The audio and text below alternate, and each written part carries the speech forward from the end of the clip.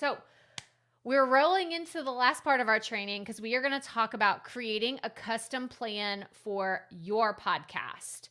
Now, I want you to look at this as this is what Crystal does. It doesn't have to be what I do, but I want you to walk away with some ideas because at the end of the day, my rule is there are no rules in podcasting. Okay. There are some guidelines that you can follow, even all the things that I've shared here with you today. I don't want you to say, here's a template, I have to go follow exactly what Crystal says. I want you to take the bits and pieces of it that make sense for you, your show, and your audience, and then use the things that will work well for you. Because maybe post-roll ads will work fantastic for you. Maybe mid-roll will annoy your audience, and maybe pre-roll is the best option for you. I can't say what your audience will prefer, but I want you to develop a plan. At the very, very least, develop a plan for your podcast.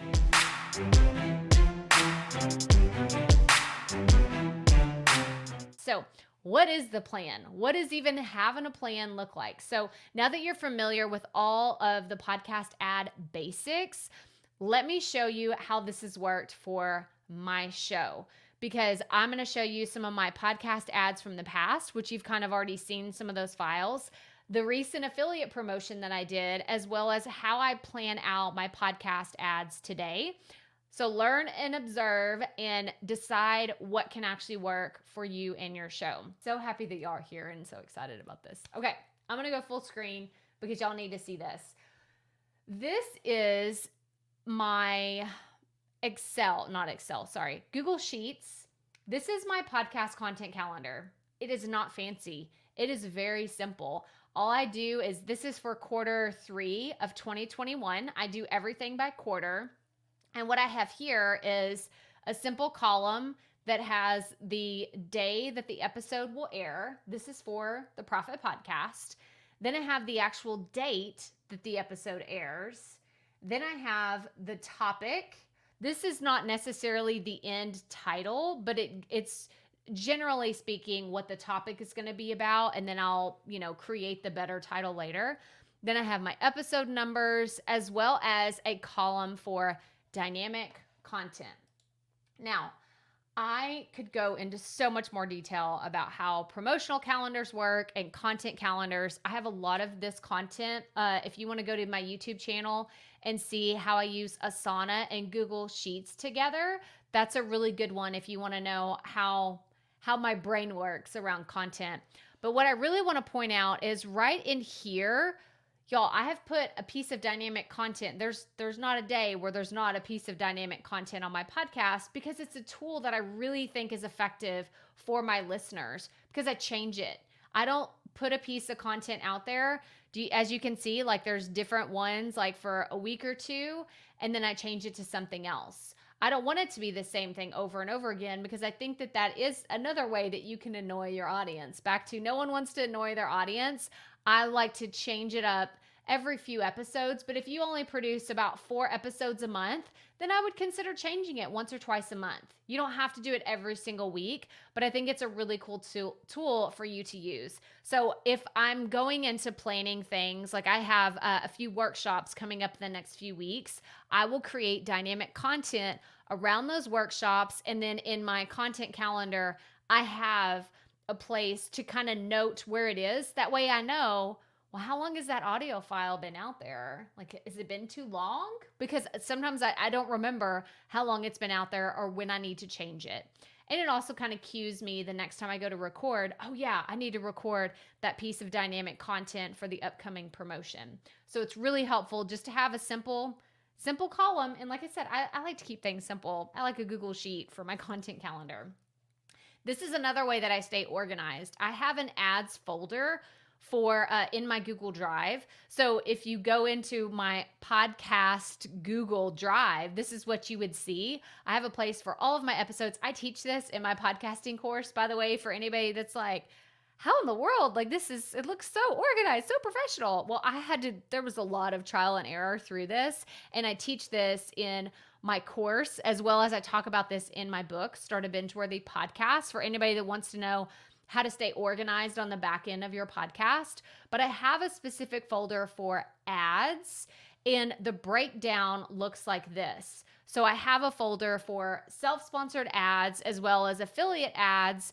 This promo blitz and promo swaps, these are for members of our community, as well as I had a special promotion with our membership, the Potty People. So I like to keep everything organized. That way, if I need to reuse something, or if I want to know, how did I do that promotion last year? I have a few affiliate promotions that I do that will come around every year, or they're cyclical, right? They'll come around every few months. And I like to go back and listen to those. I don't want it to be necessarily the exact same thing, but I can go back and listen to it and get some ideas and inspiration on how I've done it in the past and whether it was successful or not. So this is my ads breakdown. I told y'all I was going to give y'all the full behind the scenes. So this is what a self-sponsored ad looks like. If you follow me and you participated in our 5-day podcast challenge, then this is what one of the dynamic content pieces look like. When people ask me, well, how long should these ads be, right? The podcast ads. Let me go full screen so you can see the whole thing. This from here to here is roughly, it's under 2 minutes. The sweet spot that I have found is 30 to 90 seconds. So whenever I record my self-sponsored ad, hey, you need to go and, go buy this book, or go pre-order our course, or go sign up for our membership, then you can do that in 30 to 90 seconds easily. If you're talking longer than that, hang on, let's have a little bit closer face to face. If you're talking for 5 minutes about something and it's in every single episode, I can almost guarantee you people are skipping through that. They're like, yeah, this is great. Yeah, okay, it's too long. When's the episode start? When does the episode start? And I can say that because I do that. I do that on podcasts that I listen to. I'm like, this is great. This is fantastic, but I don't care. This isn't for me.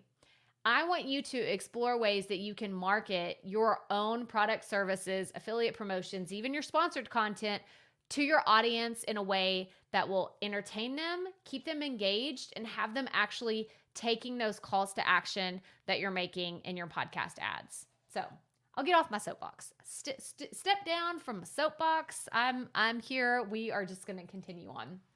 Okay, so this is an example of what a baked-in ad looked like whenever I launched my book. So actually, as of yesterday, I celebrated my book turning 1 year old. So Start a Binge-Worthy Podcast released last year. But this is what episode 201 looked like whenever I was in the launch mode. So this one actually says, Start a Binge-Worthy Podcast after launch ad. So I had specific calls to action for the pre-order and the pre-launch, and then after the launch actually aired, the book is out, you can buy it, I had a different ad to put on there. So again, this is kind of that top of mind marketing where I'm not saying the same thing over and over again. I recorded a different piece of content and put it at the beginning of episodes. So I wasn't annoying my audience. It was something different. Even if it was the same message and the same call to action, it was a different audio file. Okay, here's dynamic content. So if y'all have never used this, y'all will probably be really excited to see this. I know I was. I totally geeked out whenever I saw this for the first time. So this is actually in my BUZZSPROUT account. This is what it looks like on the back end. And this is their dynamic content library. So this is what I've promoted over the last, I would say, 5 to 6 months. And it has like how long it was, how many different plays that it is. And actually I can go back in and apply these to the pre-roll or the post-roll of my podcast if I wanted to. So right now I'm in the middle of, when I took this screenshot, I'm doing a promo swap with one of our listeners who actually happens to be one of our course. She is part of the Proffitt Podcasting course. And I had told her, I was like, if you send me an audio clip, I'm going to put it in the podcast. Well, she sent me one and it's on the podcast right now. So if you're listening to this, watching this in real time, you can actually hear that there is somebody else at the beginning of my show. And that is what we call a promo swap. You can go learn more, go listen to the Proffitt Podcast and hear about how promo swaps work.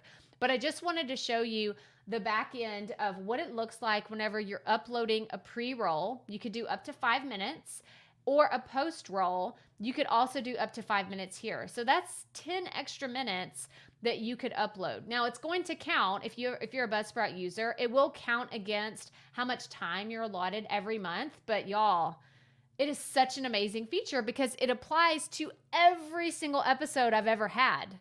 Every episode. Like I said, I just hit episode 300 today. As of me recording this, we just hit episode 300.